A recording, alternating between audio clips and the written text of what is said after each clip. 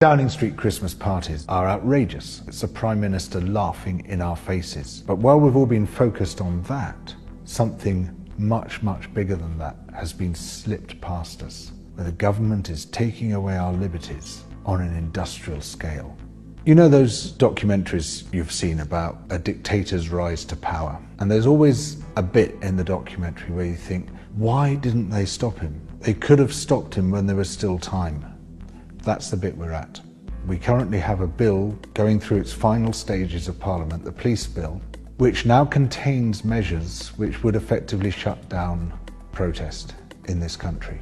We'll be banned from locking on or indeed holding on to anything in pursuit of protest, one of the most important protest tactics around the world, used throughout history. You can't interfere in any way with the construction of any new major infrastructure. So you can't protest against a road being built, an airport being expanded.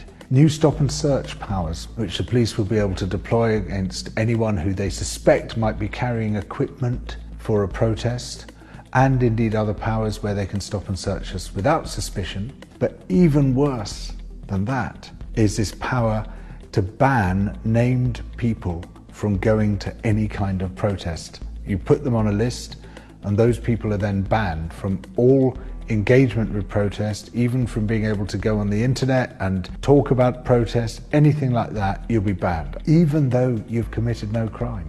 Our basic democratic liberties are being taken away from us. So obviously, the media, the establishment, Parliament, they're all up in arms, they're in uproar over this. In your dreams, you could hear a pin drop.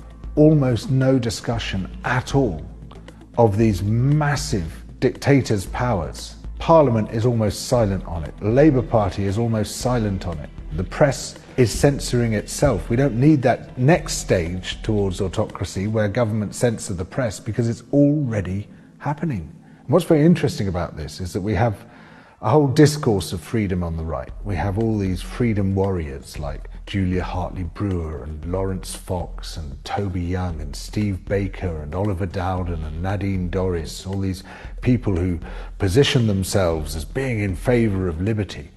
Not a squeak from any of them about these massive truncations of our freedoms. The only freedoms they care about are their own.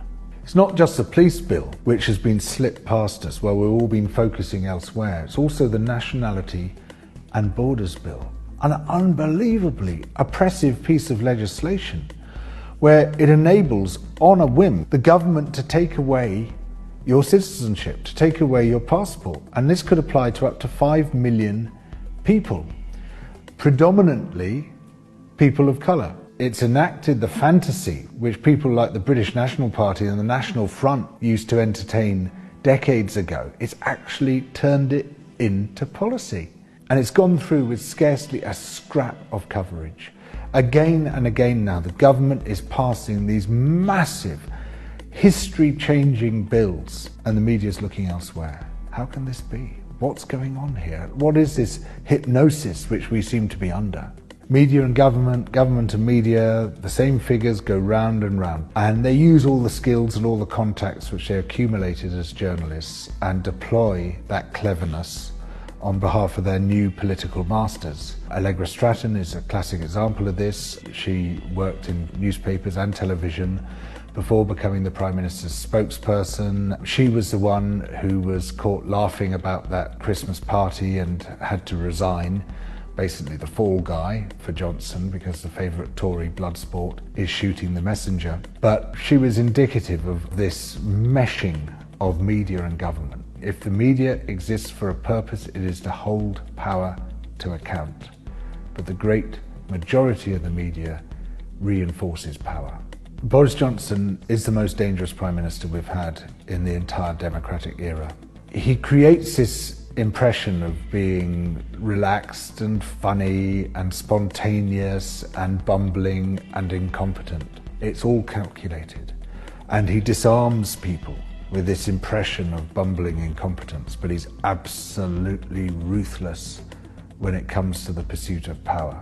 And he senses weakness in our political system like a shark smells blood. And so he homes in and exploits that weakness to great effect. If there's one thing that the history of the past 100 years tells us, it is beware of the clowns. People who seem ridiculous are the most dangerous people of all in politics. We weren't sufficiently aware of the dangers of the clowns, and we elected one as Prime Minister. The whole thrust of unaccountable power is that you can do things that other people can't. You don't have to abide by the rules because you're powerful. You're above all that. It's the other people who do. And so we have this situation in this country where the Prime Minister and his cronies are mocking us. As we abide by the COVID rules, they just ignore them and laugh in our faces. And while they're doing so, they impose the most draconian legislation in living memory on the rest of us. This is how dictatorship works, and we are sliding towards it at the moment. The motive power of dictatorship is that there's one rule for the elite and a completely different rule for the people.